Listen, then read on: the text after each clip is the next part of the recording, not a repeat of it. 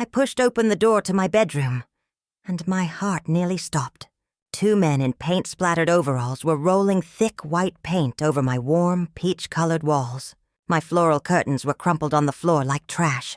My old dresser, the one I'd spent 2 weekends sanding and polishing, sat in the middle of the room covered in open paint cans that dripped onto the wood I'd cared for with my own hands.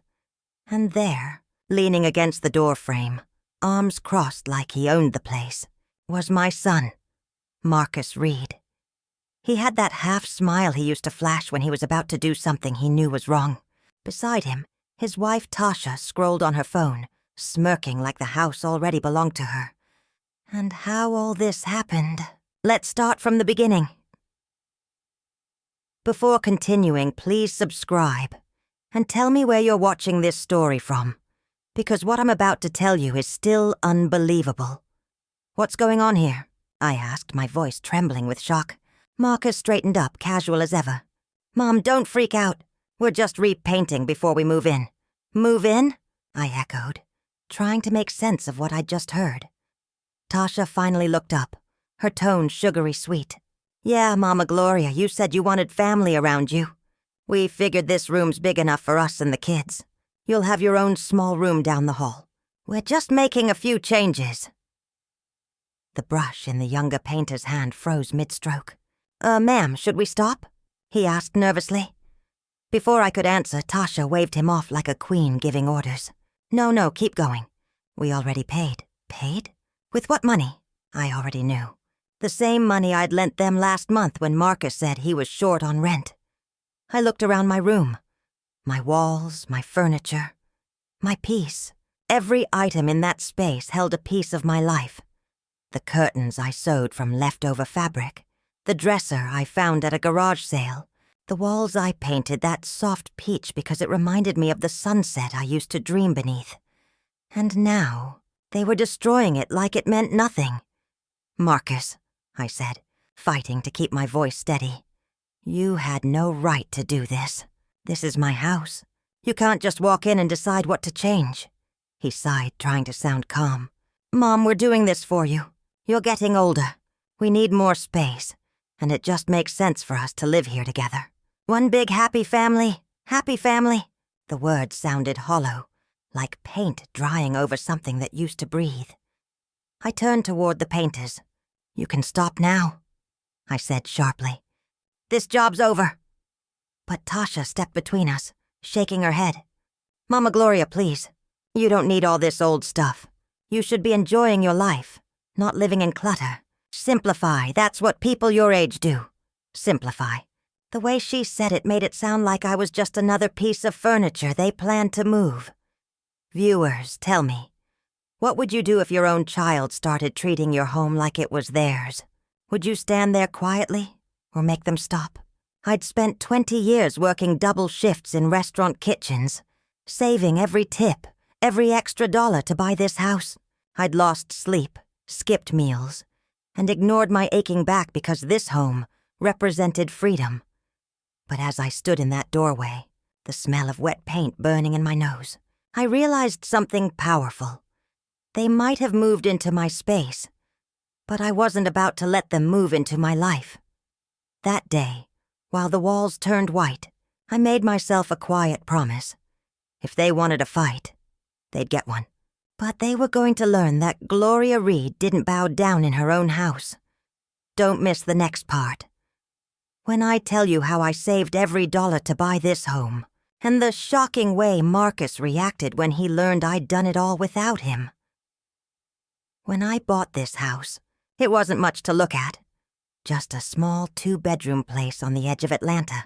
The paint was peeling, the fence leaned to one side, and the roof had more patches than a quilt. But when I walked through that front door for the first time, I felt something I hadn't felt in years. Peace. You see, I'd spent most of my life working in kitchens where the air was thick with grease, and the sound of orders never stopped.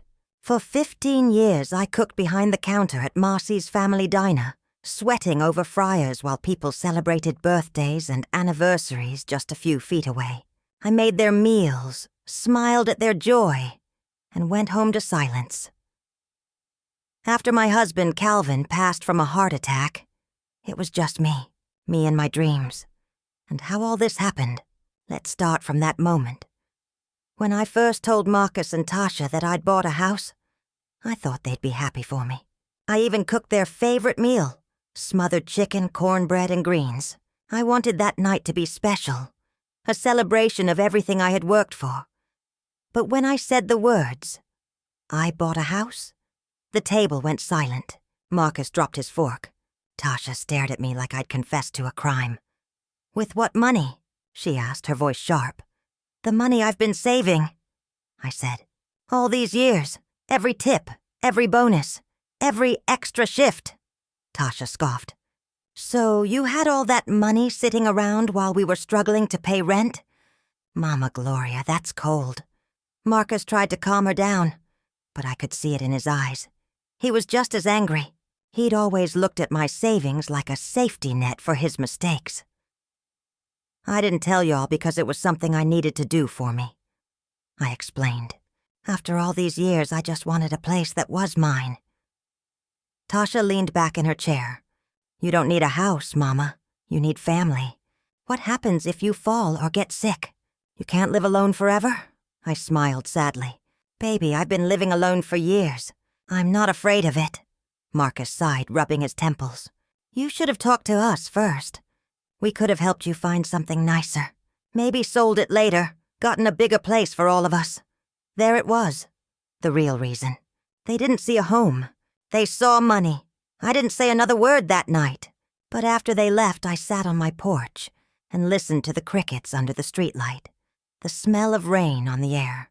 I realized that independence can be a lonely thing, but it's still better than being controlled by people who call it love. Viewers, tell me this. When your family starts seeing your success as their opportunity, do you still owe them everything? The next morning, I woke up to sunlight pouring through my bedroom window. The same window I'd fallen in love with when I first saw the house. The light hit my wall just right, soft and golden, and I whispered to myself, "Gloria, you did this. You made this dream real."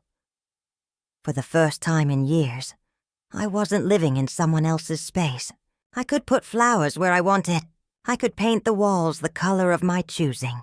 Every inch of that house was built on sacrifice, and I intended to protect it. But if I had known what was coming next, how far Marcus and Tasha would go to claim what was mine, I might have slept with one eye open. Don't miss the next part, where I tell you how my joy turned to heartbreak when my own son started plotting to take over my home one visit at a time. After that dinner, things between Marcus and me changed in small, quiet ways. He started visiting more often, but not to see me. He'd walk through the house like an inspector, tapping walls, checking cabinets, and making comments that didn't sit right with me. "This place got good bones," he'd say, his eyes roaming across the living room like he was planning something. Or, if we added a deck out back, it'd raise the value for sure. I didn't think much of it at first. I was just happy to see him again. I missed my son, even if he came with that big city arrogance Tasha had rubbed off on him. But after a few visits, I noticed something strange. He'd bring people, friends, real estate buddies, even a contractor once. They'd stand in my yard, talking numbers, while I watched from the kitchen window pretending to wash dishes.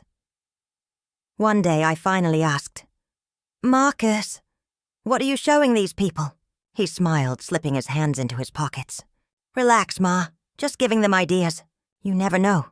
We could flip this house one day." Flip this house. The words echoed in my head like a bad song. I told him firmly, "We? Marcus, this house isn't yours. It's mine." He just chuckled. "Come on, Ma. You always said family shares everything." But this time, my heart told me something was off. My own son, my only child, wasn't visiting out of love anymore. He was scouting, measuring, planning. A few weeks later, Tasha called out of nowhere. "Mama Gloria, we've been thinking. Maybe it's time you put the house in Marcus's name, just to make sure it's protected, you know?" You're getting older and legal stuff can be messy. I could feel my blood pressure rise. Protected from who? I asked. There was a long pause before she said, from mistakes, from taxes, from other people taking advantage. Funny, because it felt like they were the ones trying to take advantage. I didn't answer her right away. Instead, I sat on my porch that night, listening to the wind rattle the fence. The moonlight fell across the yard, and I remembered all those nights Calvin and I dreamed of owning a place like this. We'd talked about painting the porch, planting roses by the fence, and one day leaving something behind for Marcus. But never like this. Sometimes, the people you raise don't grow into who you hoped. They grow into who they think they deserve to be. And Marcus, he thought he deserved everything. A week later, I came home from my shift and found a letter on my kitchen counter. It was a property transfer form, already filled out, with Marcus's name on the line for new owner. There was a sticky note attached. Mama, just sign this when you get the chance. It's for your own good. I sat down, staring at that paper for a long time. My hands were trembling, but not from fear, from betrayal. Viewers, tell me this honestly. What would you do if your own child tried to steal from you, hiding behind the word protection? I folded that letter neatly and placed it back on the counter. Not ripped, not torn, because I wanted Marcus to see that I wasn't angry. I was awake now, and when people like Tasha and Marcus think you're weak, the smartest thing you can do is let them believe it. Just long enough to show them what real strength looks like. That night, I didn't sleep much. I sat by my window watching the streetlight flicker outside, whispering to myself, he may be my son, but this house is my life, and no one takes that from me. Don't miss the next part, when I reveal the shocking plan Marcus made behind my back, and how I turned his own game against him before he even saw it coming. The next morning, I didn't go to work. I sat at my kitchen table with that letter in front of me, the one Marcus left for me to sign. The sunlight slid through the blinds, cutting across the paper like stripes of judgment. My coffee went cold before I even touched it. It wasn't just about the house anymore. It was about what it stood for. Every floorboard, every corner, every memory. It all represented years of struggle, sacrifice, and faith. I'd buried Calvin's ashes under the magnolia tree out front. I'd raised Marcus in these rooms. And now, the same boy who'd once learned to walk down that hallway was trying to take it away from me. When Marcus showed up that evening, I was waiting. He walked in smiling, acting casual like nothing was wrong. Hey, Ma, did you get a chance to look at those papers? I did, I said quietly. He nodded, pulling out his phone like he was about to show me something. Good. I found a notary who can come by tomorrow. It's simple. Once you sign, it's official. You'll still live here, nothing changes. It's just paperwork. I stared at him for a long moment. Paperwork for who, Marcus? He hesitated just for a second, but it was enough. That flicker of guilt in his eyes told me everything. Marcus, I said, my voice steady but sharp. Why are you doing this? He sighed, setting his phone down. Ma, look, it's not what you think. Me and Tasha, we just want to make sure everything's handled right. If something happens to you, the house shouldn't be tied up in the system. It should stay in the family. In the family? I repeated. Or in your name. He didn't answer. That silence was worse than anything he could have said. I leaned back, folded my arms, and whispered, You know what hurts the most? I worked my whole life so you'd never have to struggle. But I never thought you'd turn my hard work into your shortcut. For a moment, his face softened, almost like he was realizing what he'd done. But pride wouldn't let him stop. Ma, you're making this harder than it needs to be. I looked at him and said, No, Marcus. You already made it hard the moment you forgot who paid for these walls. He didn't like that. He stood up, grabbed the letter off the table and stuffed it in his pocket. You'll see, Ma. I'm trying to help you whether you see it or not. When he walked out, I didn't chase after him. I just sat there staring at the door he slammed behind him. The sound of it echoed through the house like thunder after a storm. That night, I went to my room and opened the old chest at the foot of my bed. Inside were memories, Calvin's work gloves, Marcus's baby shoes, and a small black folder holding the house deed. My name printed right there in bold ink. Gloria Reed. I ran my fingers over it and whispered, "Ain't nobody taking this from me." Then I called an old friend, Mr. Vincent, a retired lawyer who'd lived 3 streets over since before I moved in. He'd always told me, "Keep your papers straight, Gloria. One day you'll need proof of what's yours."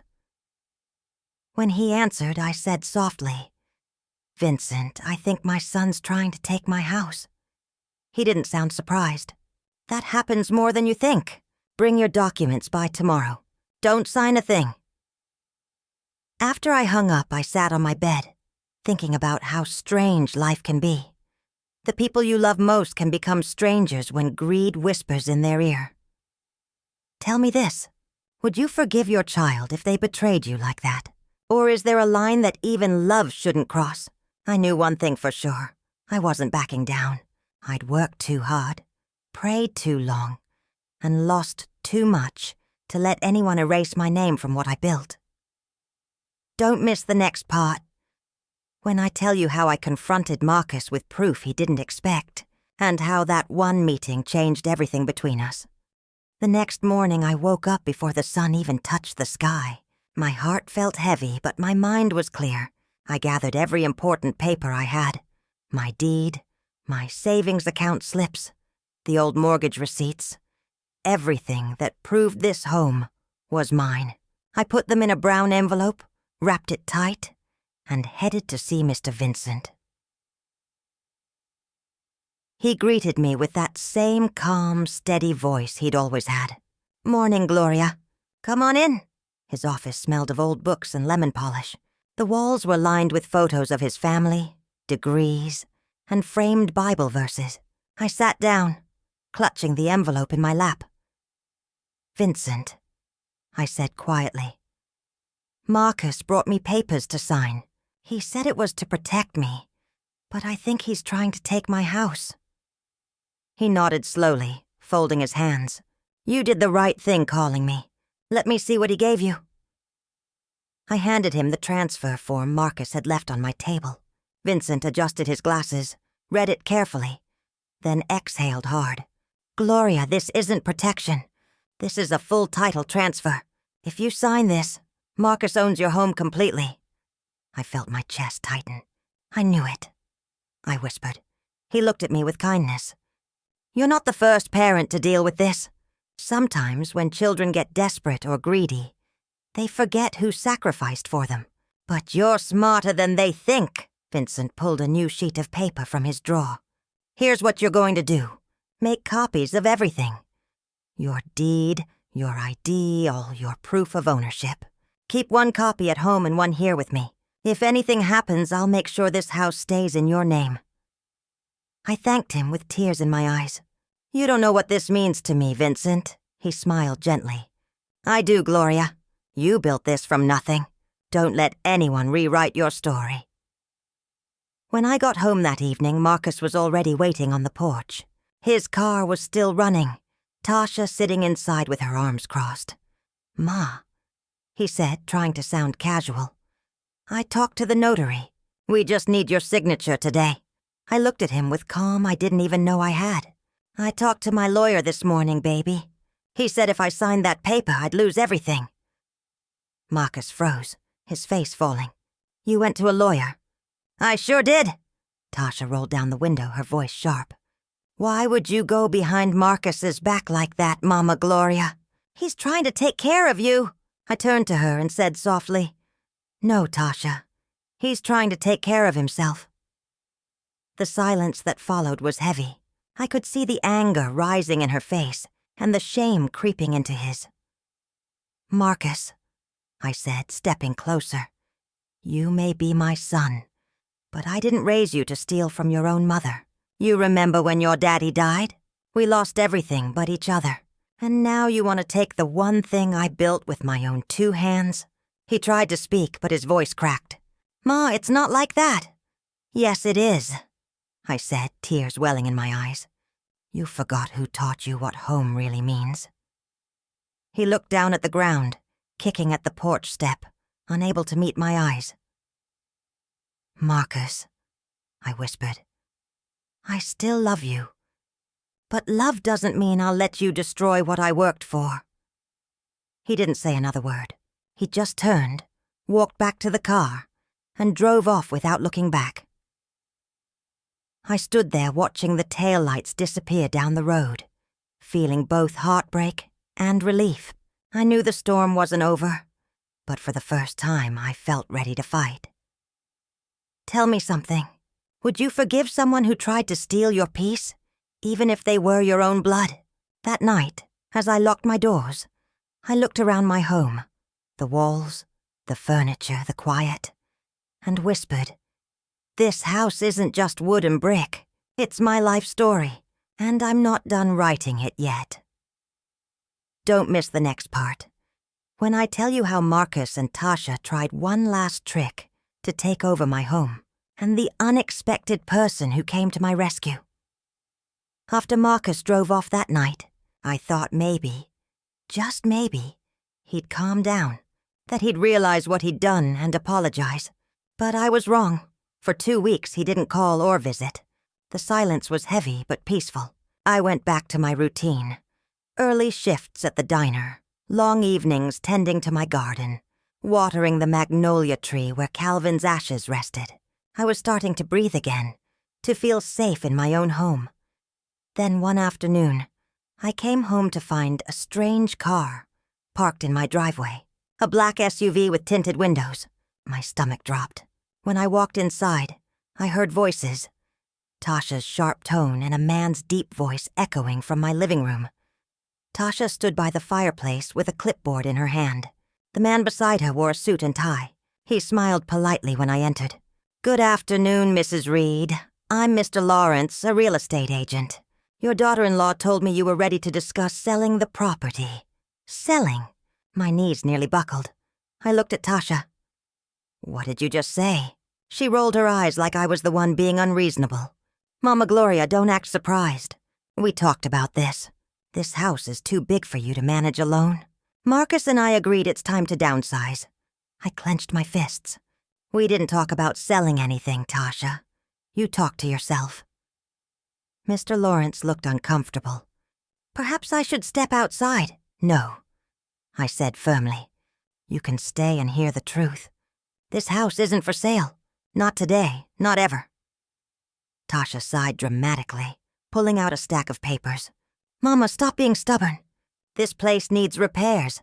Taxes keep going up and you can't handle that on your salary. We could sell this house, buy something smaller and have money left over for you. Isn't that what you want? I looked her dead in the eye. No, baby. What I want is for you to stop pretending this house belongs to you. She froze, caught off guard by the calm in my voice. Now you go tell Marcus I said this house ain't going nowhere. I continued. Not while I'm breathing. Mr. Lawrence quietly closed his folder. Ma'am, I understand. I'll take my leave. He stepped out quickly, clearly not wanting to be part of the storm that was about to hit. As soon as the door closed, Tasha snapped. You're ruining everything. Marcus had this all planned. You could have been living comfortably instead of working that dead-end job. I raised my voice, something I rarely did. That job fed you when you were broke. Don't talk down on it now. You and Marcus might have fancy dreams, but I've got something stronger. Roots. She glared at me, then stormed out, slamming the door so hard it rattled the frame. I sank into my couch, tears slipping down my cheeks. I wasn't crying from fear.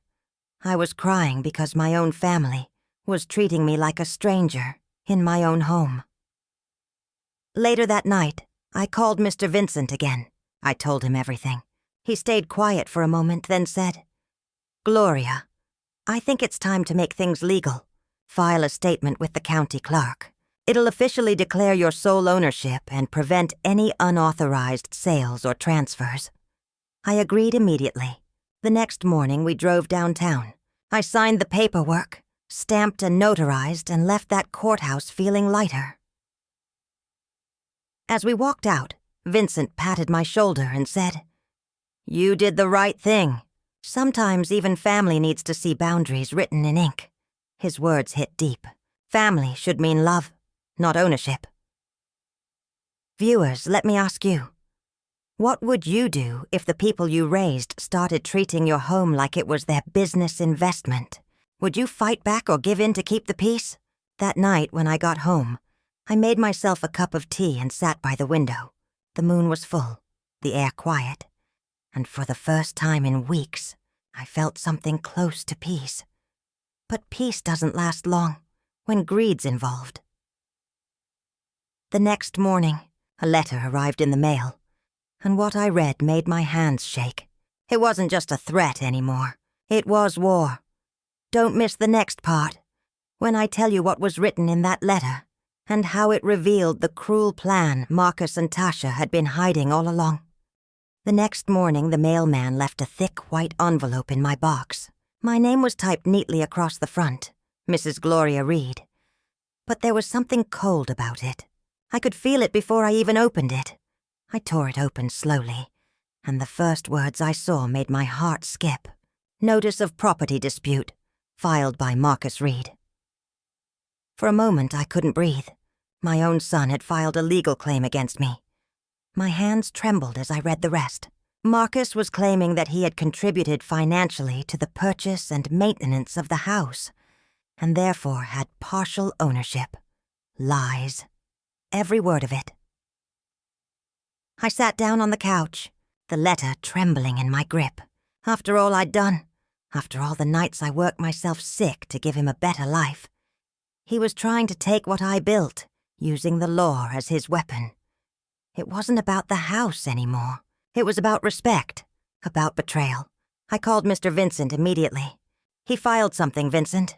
He actually filed something against me." There was silence for a long moment. Then his calm voice came through. "Gloria, don't panic. Let me handle this. I've seen worse. We'll respond legally. You still have every right." I pressed the letter to my chest, fighting back tears. "I just can't believe my own child would do this to me." Vincent sighed. "Sometimes greed blinds people, Gloria. But paper doesn't lie. You've got proof. You'll win." That evening, I sat alone in the living room, the ticking clock loud against the silence. The house suddenly felt colder, emptier.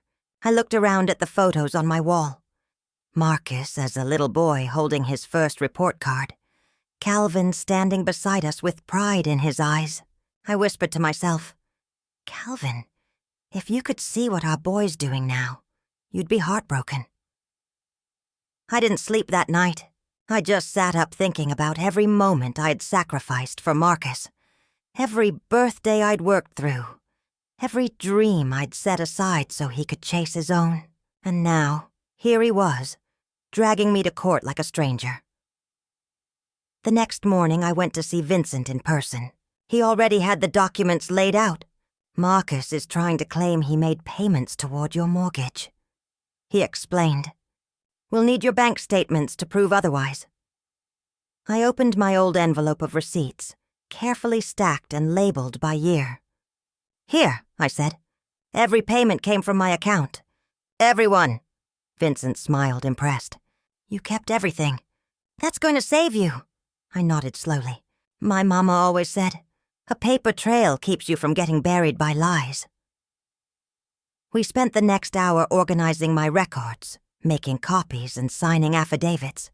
For the first time in weeks, I felt strong again. When I got home that evening, Marcus was waiting outside. He looked nervous.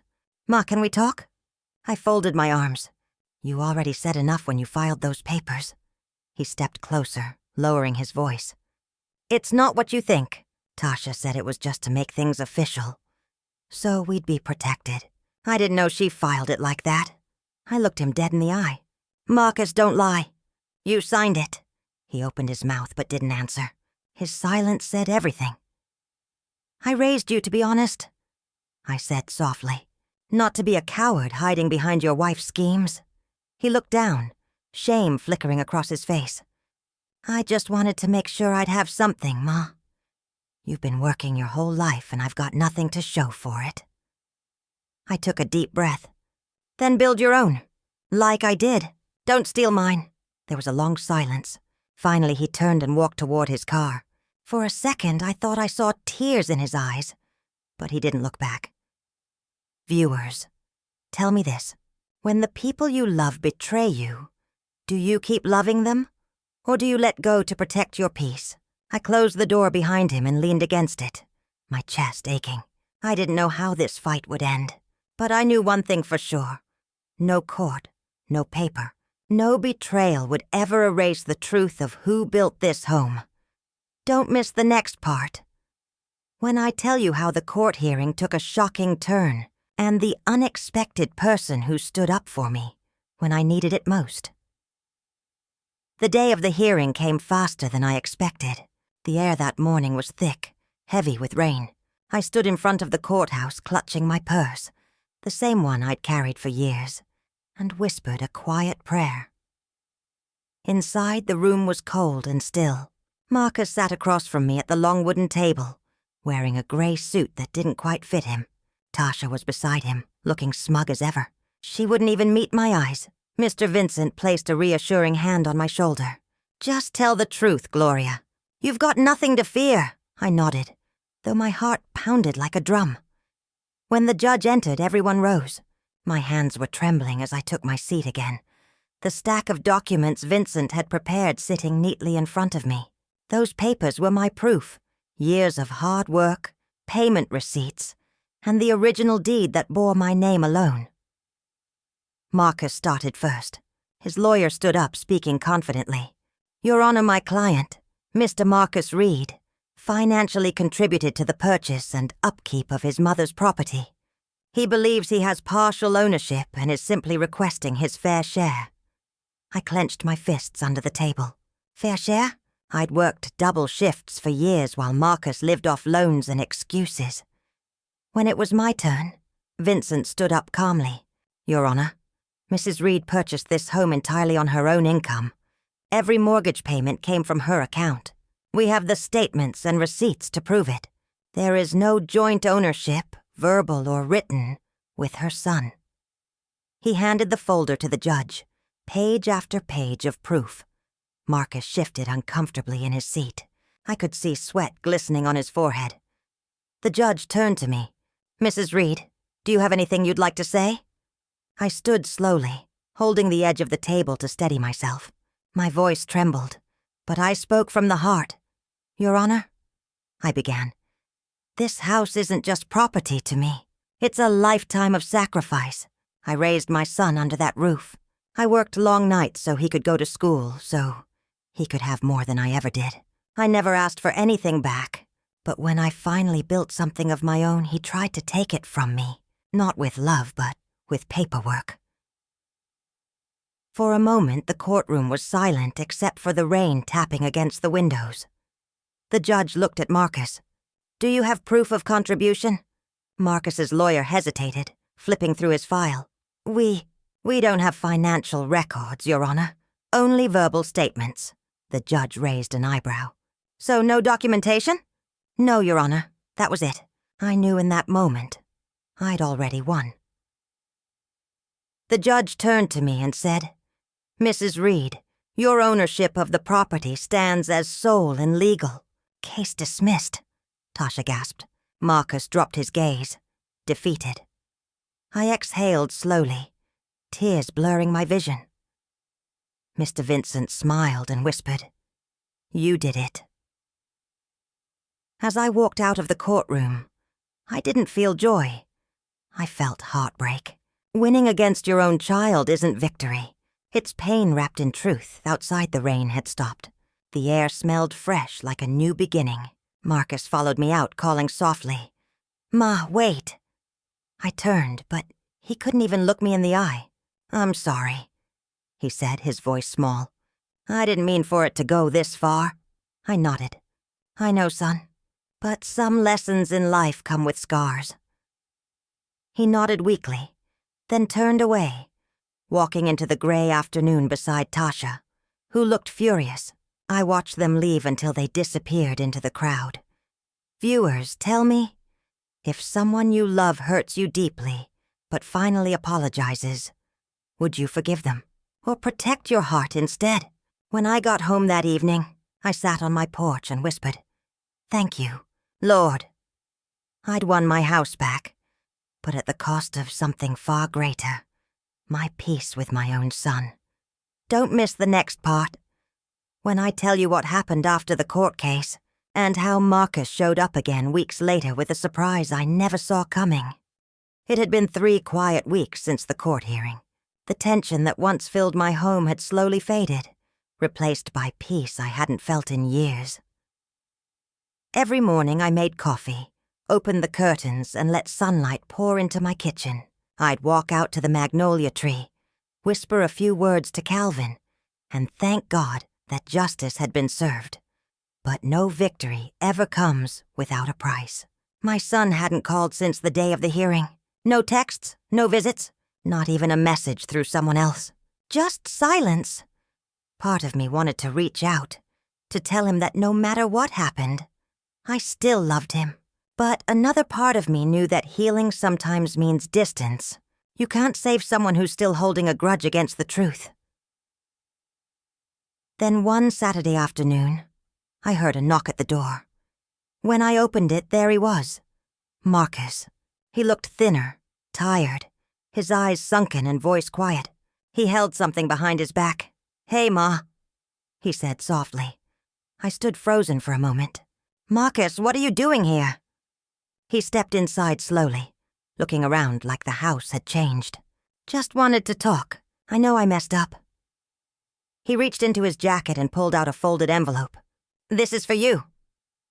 I hesitated before taking it. "What's this?" "Just open it." I sat down at the table and unfolded the letter. My hands trembled as I read the first line. "Dear Mom, I'm sorry. You were right. It wasn't legal papers this time. It was a handwritten apology. Pages of him explaining everything. How Tasha had pressured him. How he thought signing those forms would make things easier.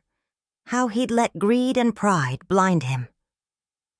He wrote, "I forgot how hard you worked for everything. I forgot who I came from. I just wanted to feel like I could give something back. But instead I almost took everything away." By the time I finished reading, tears were streaming down my face. I looked up and Marcus's eyes were wet too. "I don't expect you to forgive me, Ma," he said, "but I can't sleep knowing I hurt you." I reached across the table and took his hand. "Son, forgiveness isn't about forgetting. It's about freeing yourself from pain. I forgave you the day you filed that paper. But I needed you to learn," he nodded, his shoulders shaking. "Tasha left," he whispered. "She said she couldn't handle all this drama." I paused. "And how do you feel about that?" He shrugged. "Relieved, I think. I just want peace now." For the first time in months, I saw the little boy I used to know. The one who'd climb into my lap after a bad dream and whisper, "Don't let go, Mama." I smiled softly. "I never did let go, baby. I just had to let you find your way back." We sat there for a while in silence, the air filled with something rare. Understanding. Viewers, tell me something. When someone truly owns up to their mistakes, do you let them back into your heart? Or do you protect yourself from being hurt again? After he left that evening, I stood by the window watching him drive away. The sunset painted the sky orange and gold, the same color as the walls he once tried to paint. I realized that forgiveness doesn't rebuild what's broken overnight. It just gives you a reason to start again. As I turned off the lights and headed to bed, I whispered a prayer of gratitude, not because everything was perfect, but because peace had finally found its way back into my home. Don't miss the next part, when I tell you how Marcus surprised me weeks later with something that brought me to tears and reminded me that love can heal even the deepest wounds.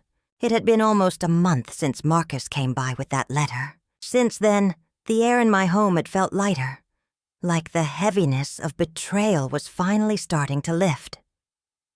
I'd gone back to my routine. Early mornings with my coffee, evenings watering the magnolia tree. But something in me had changed. I no longer looked at my home as something I needed to defend. It was now a reminder of everything I'd survived. Then one Saturday afternoon, I was in the kitchen folding laundry when I heard a knock at the door. When I opened it, I froze. There stood Marcus again, holding a wooden box wrapped in a ribbon. His smile was small, almost nervous. "Hey, Ma," he said softly. "I brought you something." I stepped aside. "Come on in, baby." He walked inside, placing the box gently on the table.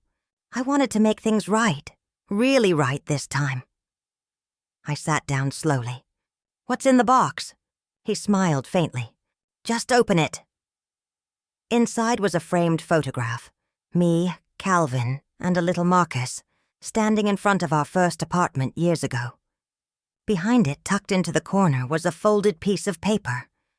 I opened it carefully, and what I read took my breath away. Title addendum, beneficiary transfer, Gloria Reed's property to Marcus Reed, effective only upon her passing. My hands trembled. "Marcus, what is this?" He leaned forward. "It's what you wanted, Ma. You keep your house as long as you live. No one can touch it. But when your time comes, it passes to me. Legally, just like family should. Mr. Vincent helped me set it up." Tears filled my eyes. "You went to Vincent?" He nodded. "I wanted to do it right this time. I wanted you to trust me again." For the first time in a long while, I felt pride, not pain, when I looked at my son. I reached across the table and squeezed his hand. "Marcus, this is what love looks like. Doing right, not taking shortcuts." He smiled through tears. "I know, Ma. I had to lose a lot to understand that." I looked at the picture again. Calvin's smile, my younger face, Marcus's innocent eyes. I whispered, "Your daddy would be proud of you today." Marcus lowered his head, tears dripping onto the table. "I just want you to be proud of me, too." I got up, hugged him tight, and said, "I always have been, baby. I just needed to see you find your way." We stayed like that for a long moment, holding each other, both of us crying but finally at peace. Later that evening after Marcus left, I hung that photo in the hallway, the same spot where I used to keep his baby drawings. Every time I passed it, I smiled. Because that picture wasn't just a memory anymore. It was proof that forgiveness can rebuild what pride once destroyed. Viewers, let me ask you something. Have you ever had to rebuild trust with someone who hurt you? How did you find the strength to forgive? I know now that peace doesn't come when everything is perfect. It comes when you decide to stop carrying the weight of the past. Before continuing, take a second to like and subscribe, and press the bell icon to stay with me for more stories like this one. That night, I sat on my porch with a cup of tea, the evening air soft and calm. The magnolia tree swayed gently, the same one Calvin planted years ago. For the first time in a long time, I didn't feel alone. Don't miss the next part, when I tell you about the unexpected visitor who showed up at my door one rainy night, holding a message that changed everything once again. It was a stormy night when my doorbell rang again. The rain was pouring so hard it sounded like marbles hitting the roof. I wasn't expecting anyone, so I hesitated before opening the door. When I did, I saw a young woman standing on my porch, soaked to the bone, clutching a small duffel bag. Her eyes were red, her voice trembling. "Mrs. Reed?" she asked softly. "Yes," I said, confused. "Can I help you?" She sniffled and said, "I'm sorry to bother you, ma'am. I'm Janelle, Marcus's friend. He told me if I ever needed help, I could come to you." I froze. Marcus hadn't mentioned anyone by that name. "What's going on, baby?" I asked, guiding her inside. Her clothes dripped water onto my floor. So I grabbed a towel and wrapped it around her shoulders.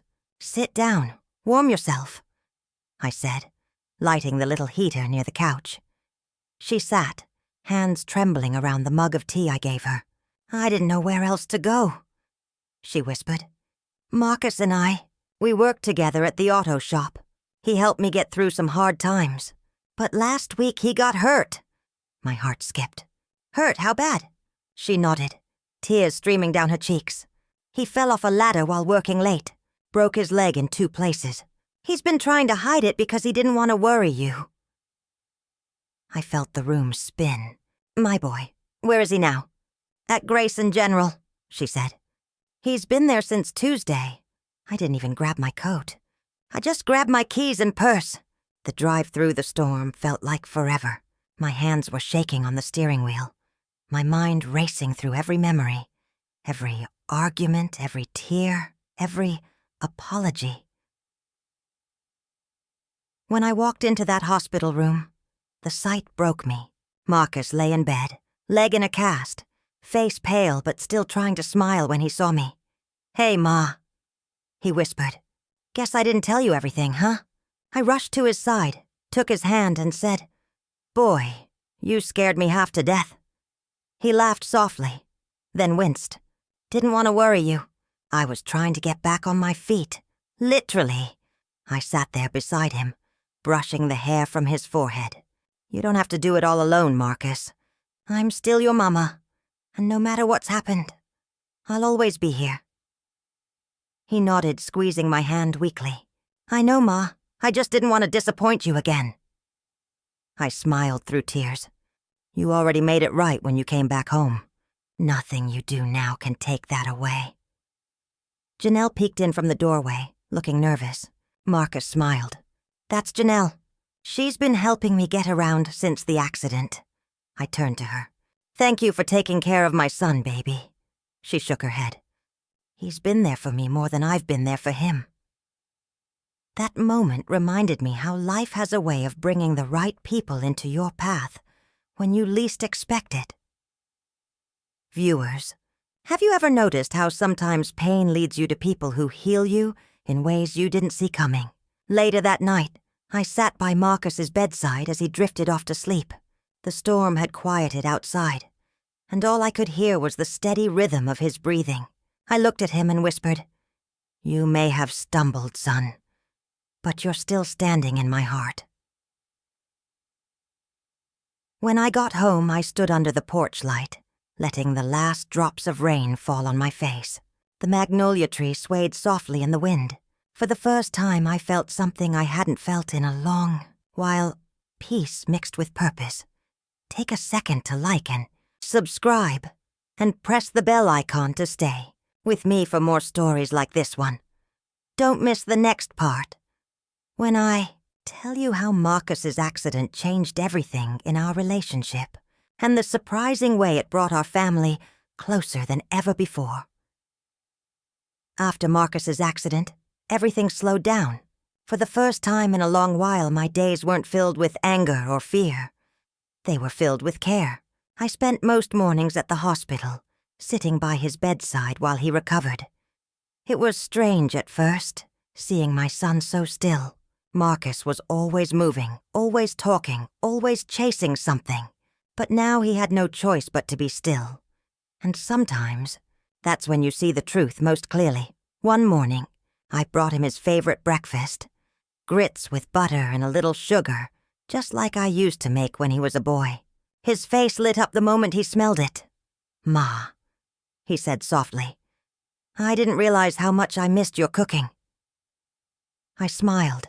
"You didn't realize a lot of things, baby. But you're learning." He chuckled, wincing a little as he shifted his leg. "Yeah, life's got a funny way of teaching lessons." He paused, his tone turning serious. "You know, I've been thinking about you, about this house, about everything I did. I can't believe how blind I was." I reached for his hand. "You were lost, Marcus. But you found your way back. That's what matters now." He looked at me with teary eyes. When I was lying there after the fall, all I could think about was you. I thought, if something happens to me, Ma would never even know. That's when it hit me. None of what I was chasing mattered. The house, the money, the pride, none of it. I squeezed his hand gently. Sometimes God has to break us down to build us back up, baby. You just had to stop running long enough to hear his voice. He nodded, smiling weakly. You're right. And when I get out of here, I'm going to make things right. I want to help you fix up the house. Maybe repaint that room I messed up. I laughed softly. Now that, I'll take you up on. The room filled with warmth again. Real warmth, not the kind you fake for peace.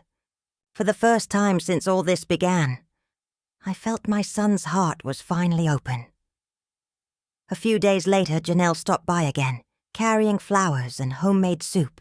She was gentle, polite, and full of gratitude. Mrs. Reed, she said shyly. Marcus told me everything you've been through. You're stronger than anyone I've ever met. I smiled at her kindness. Baby, strength ain't something you choose. It's something life forces on you. She nodded, eyes glistening. You remind me of my own mama. She passed a few years ago. Without thinking, I reached over and hugged her. Well, looks like you just found another one. That moment touched her deeply, and from then on she started calling me Mama Gloria. Viewers, tell me this. Have you ever met someone unexpected who ended up becoming family to you in ways blood never could? As the weeks passed, Marcus got stronger. He'd learned to walk with crutches, and every step he took seemed to carry a bit more humility. I'd push his wheelchair down the hallway, and sometimes we'd just sit in the courtyard, watching the sunset. Ma, he said one evening, I want to do something special when I get home. Something that shows I'm not that same person anymore. I smiled knowingly. Then do it from the heart, Marcus. Don't plan it, don't rush it. Just let it be real. He nodded quietly, looking up at the sky. You always know what to say. Before I left that night, I kissed his forehead and whispered, Get better, my boy. The world still needs your second chance. When I got home, I made some tea and sat by the window. The house was quiet, but this time the silence felt good. Healing has a sound. It's soft, it's slow. And sometimes, it's just the absence of chaos. Before continuing, take a second to like and subscribe and press the bell icon to stay with me for more stories like this. 1. Don't miss the next part, when I tell you about the surprise Marcus planned for me once he got back home, and how it brought tears to my eyes in the most beautiful way. After 6 long weeks, Marcus finally came home. He was walking carefully with crutches, but his smile, his real smile, was back. I stood at the door watching him make his way up the steps, my heart so full it almost hurt. Be careful on that leg now, I said, pretending to scold. But my voice cracked. He chuckled. You sound just like you did when I was a kid, Ma. I smiled. Well, some things don't change. When he stepped inside, I noticed something different. He didn't look at the walls or the furniture like before. He wasn't thinking about money or space or ownership. He looked around like a man seeing home for the first time. I miss this place, he said softly. The smell, the quiet, everything. I missed you too, baby, I whispered. We sat in the kitchen drinking tea like old times. Marcus told me how therapy had been going, how Janelle had been visiting him often, and how he'd been praying more lately. Ma, he said, you were right about everything. I was chasing the wrong kind of success, but I promise, I'm not that same man anymore. I reached across the table and held his hand. I know, Marcus.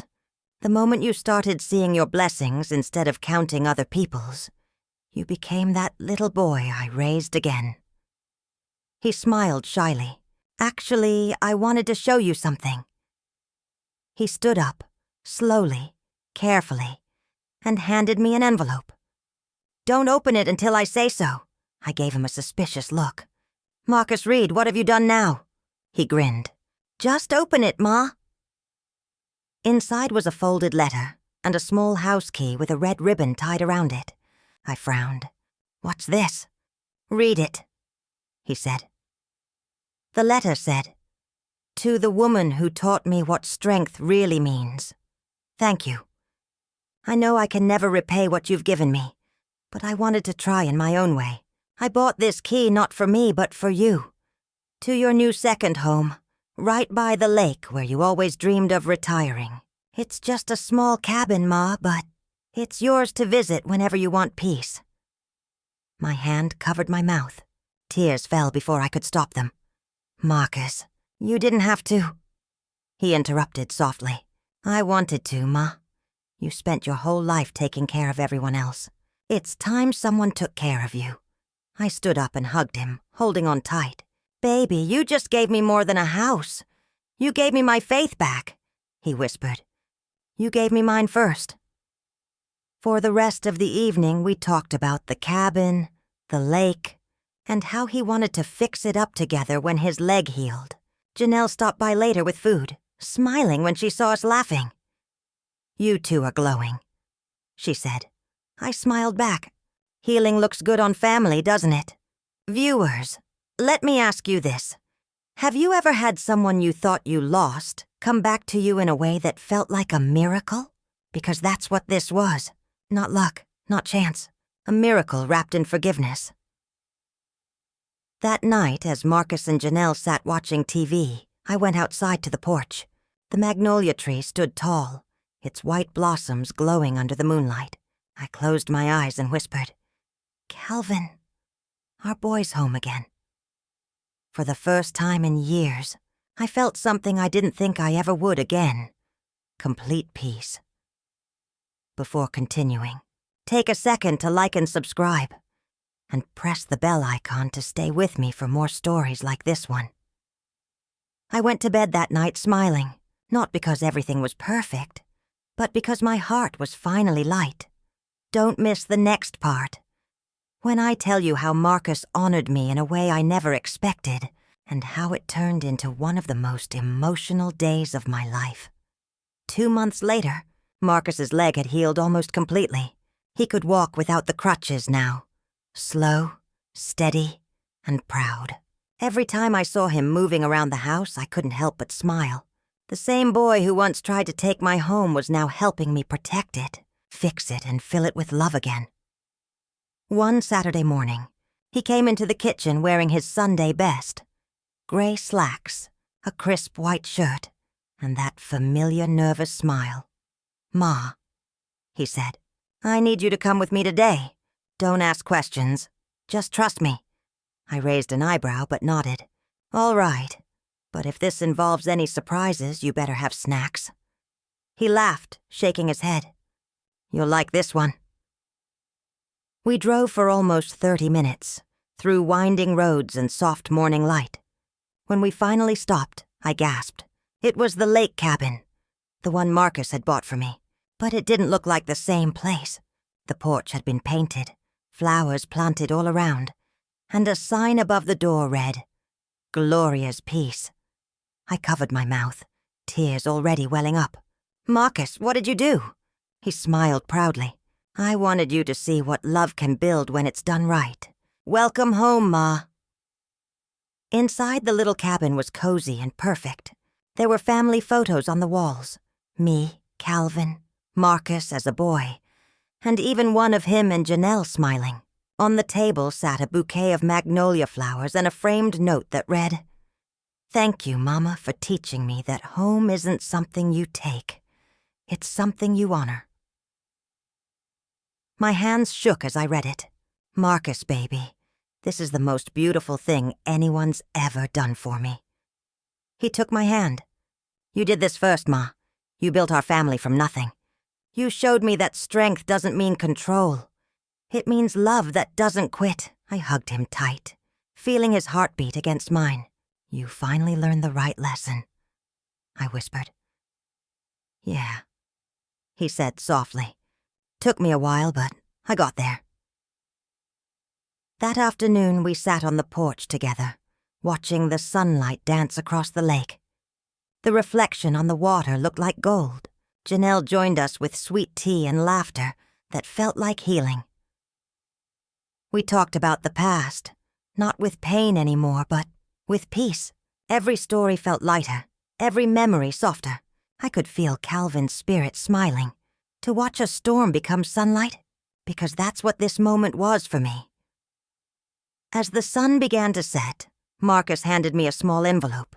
"One last thing," he said with a grin. Inside was a letter that read, "You gave me life twice, Mama. Once when you brought me into this world, and again when you forgave me. I love you more than you'll ever know."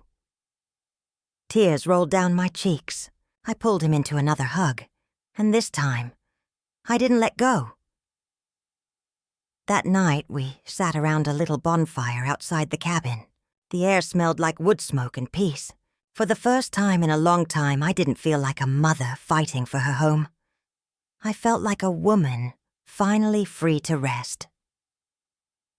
Before continuing, take a second to like and subscribe, and press the bell icon to stay with me for more stories like this one. If this story touched your heart, please like this video and subscribe for more inspiring stories. And if you have any questions, or if you want to know what happened next with Marcus, Janelle, or my journey, just comment below. I'll be reading them all. Remember this: forgiveness doesn't mean forgetting. It means giving love another chance to prove itself. No matter how broken things get, family can heal when hearts are open. Thank you for staying with me through this story. Until next time, stay kind, stay grateful, and hold on to the ones who matter. Sometimes life takes turns we never expect. Every person in this story carried their own pain, their own choices, and their own consequences. Maybe you saw yourself in one of them. Or maybe it reminded you of someone you once knew. What do you think happened next? What would you have done if you were in their place? If you have any questions about what happened to the other characters, or if you want me to share more about them, just comment below. I read every message you leave, and your thoughts truly mean a lot to me.